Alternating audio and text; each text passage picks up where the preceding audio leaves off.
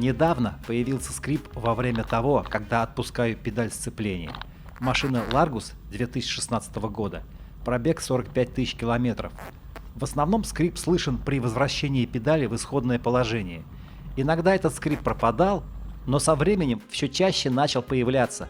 И когда я уже понял, что это все-таки не подошва обуви со скрипом трется о резиновую накладку педали, и что это не рычаг педали трется о резиновый коврик, что, кстати, тоже часто бывает, решил найти и устранить причину этого неприятного шумового сопровождения. Привод сцепления гидравлический, но так как многие узлы и запчасти сейчас одинаковы на Renault и на многих современных моделях ВАЗа, то и узлы педалей у многих машин одинаковые и могут скрипеть как у новых, так и у старых машин. Заглянул в узел крепления педалей, понажимал педаль сцепления рукой и, как назло, скрипа не услышал, как это обычно бывает, когда только начинаешь что-то регулировать, так сразу все нормально работает. Решил, что это, наверное, шток скрипит на входе в свой резиновый пыльник.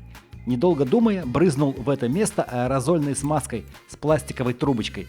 Эта смазка что-то типа ВД-40, только стоит в 2 раза дешевле.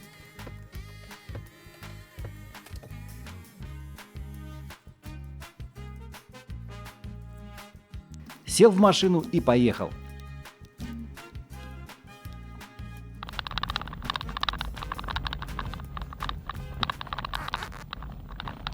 Но педаль как скрипела, так и скрипит.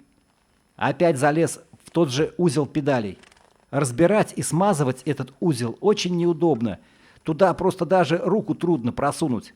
Рукой понажимал педаль сцепления, посмотрел, что там вообще движется и может скрипеть. И побрызгал немного с разных сторон все то, что там движется и трется. Вот это помогло. В следующий раз я уже точно знаю, что буду делать.